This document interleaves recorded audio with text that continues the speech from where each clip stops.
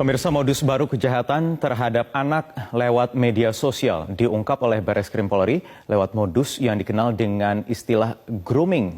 Pelaku berupaya mendapatkan foto maupun video anak saat melakukan kegiatan yang diperintahkan pelaku. Ani Rahmi akan menjelaskan kepada Anda mengenai apa itu grooming dan bagaimana cara orang tua mencegah modus kejahatan ini terjadi terhadap anak-anak mereka. Dalam segmen Fact Check berikut ini, Ani, silakan. Poyo dan juga pemirsa, ada 1.300 foto dan video anak tanpa busana yang ditemukan Bareskrim Polri dari pelaku, yaitu TR. Ada 50 anak yang sudah teridentifikasi dan inilah modus kejahatan seksual baru terhadap anak, yaitu grooming. Kita lihat modus operandi yang berhasil diungkap oleh Bareskrim Polri berdasarkan laporan dari KPAI. Yang pertama adalah pelaku memalsukan akun media sosial seorang guru perempuan. Dalam kasus ini media sosialnya adalah Instagram. Nah, foto guru perempuan diambil lalu pelaku membuat akun baru dengan mengatasnamakan guru tersebut. Pelaku juga melakukan profiling terhadap sang guru dan follower Instagram dari guru tersebut, khususnya anak-anak. Lalu akun Instagram anak di-follow satu persatu oleh akun palsu. Nah, lewat akun palsu berkedok guru perempuan ini pula, pelaku kemudian melakukan kontak dengan sejumlah anak. Tahapan modus yang paling krusial adalah yang kedua, yaitu grooming, yaitu pelaku berupaya untuk membangun hubungan, mendapatkan kepercayaan dan ada hubungan emosional dengan anak, serta berusaha meyakinkan mereka. Tujuannya adalah agar bisa memanipulasi, mengeksploitasi, dan melecehkan. Dalam proses grooming ini pula, pelaku menggunakan banyak sekali taktik, mulai dari berpura-pura menjadi kawan sebaya, memberikan hadiah, memberikan perhatian, nasihat. Pelaku juga mengeluarkan ancaman jika korban tidak menuruti keinginan pelaku. Nah, kemudian pelaku meminta korban untuk berfoto atau merekam video dalam melakukan tindakan-tindakan yang cabul. Foto dan video itu awalnya dikirim melalui pesan privat di medsos atau direct message. Tapi kemudian pelaku berkembang meminta nomor WhatsApp korban. Kemudian begitu mendapatkan nomor WhatsApp korban, maka hubungannya lebih pribadi lagi, di mana foto dan juga video yang direkam ini dikirimkan via WhatsApp, tidak lagi lewat media sosial. Nah, kita lihat siapa saja yang bisa menjadi groomer atau pelaku. Siapa saja bisa menjadi groomer. Bisa orang asing dengan menggunakan akun palsu seperti yang ditemukan oleh Bareskrim Polri, bisa juga bagian dari keluarga. Sementara peran yang bisa dilakukan adalah bisa sebagai mentor, kekasih, sebagai figur idola. Nah, yang menarik adalah yang diungkap oleh Bareskrim Polri ini, pelaku adalah orang asing dengan menggunakan akun palsu. Siapa dia? Dia adalah seorang narapidana laki-laki di Surabaya, berusia 25 tahun, dan pelaku sendiri divonis 7 tahun 6 bulan penjara karena mencabuli tetangganya yang merupakan anak di bawah umur. Pelaku baru menjalani 2 tahun masa pidananya.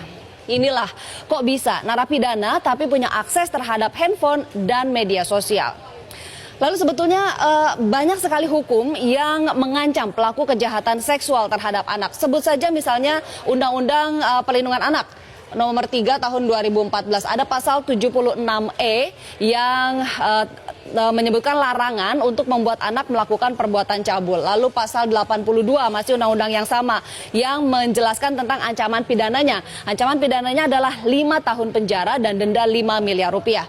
Ada juga undang-undang pornografi nomor 44 tahun 2008, di mana di sini di pasal 29 ada aturan mengenai larangan memproduksi, memperbanyak, menyebarluaskan konten cabul dan ancaman hukumannya hingga 12 tahun penjara serta denda 6 miliar rupiah. Masih ada lagi, ada Undang-Undang ITE nomor 19 tahun 2016.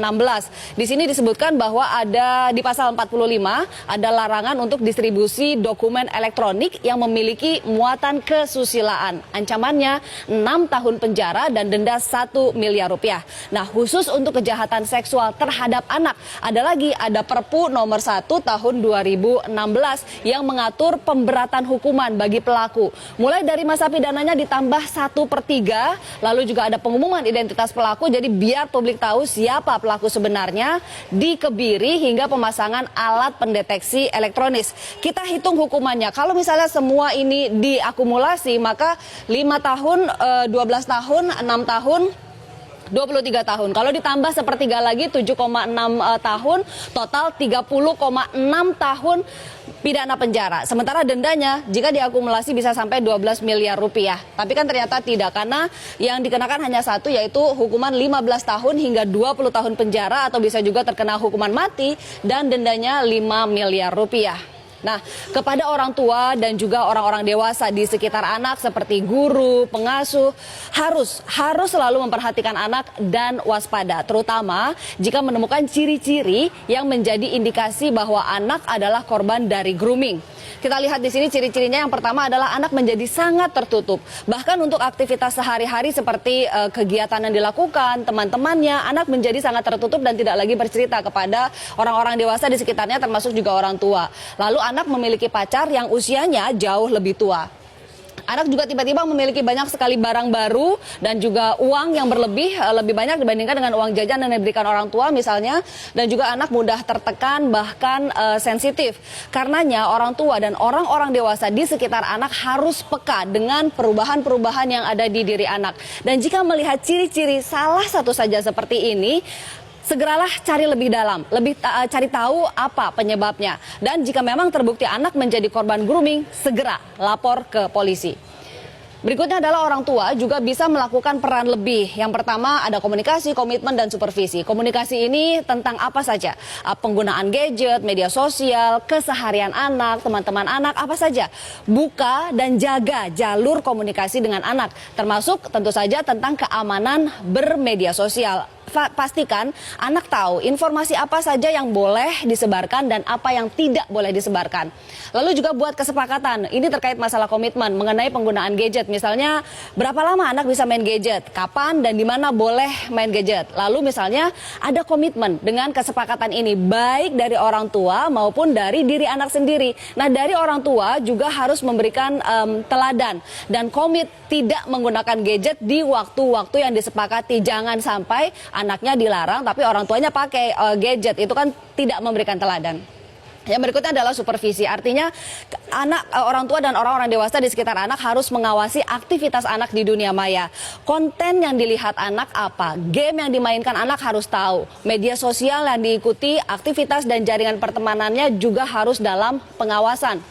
Nah, untuk penyedia platform media sosial juga sebetulnya harus punya peran dalam upaya perlindungan anak. Harus ada aturan yang mengikat dan juga komitmen yang tegas. Misalnya, anak tidak boleh bermedia sosial jika memang usianya di bawah 17 tahun dan harus ketat di situ. Juga harus memperketat sistem pengamanan terhadap duplikasi akun. Tidak bisa mengambil foto sembarangan misalnya, dan juga pengamanan terhadap konten-konten yang ada di media sosial. Dan terakhir, lagi-lagi sistem pemasyarakatan.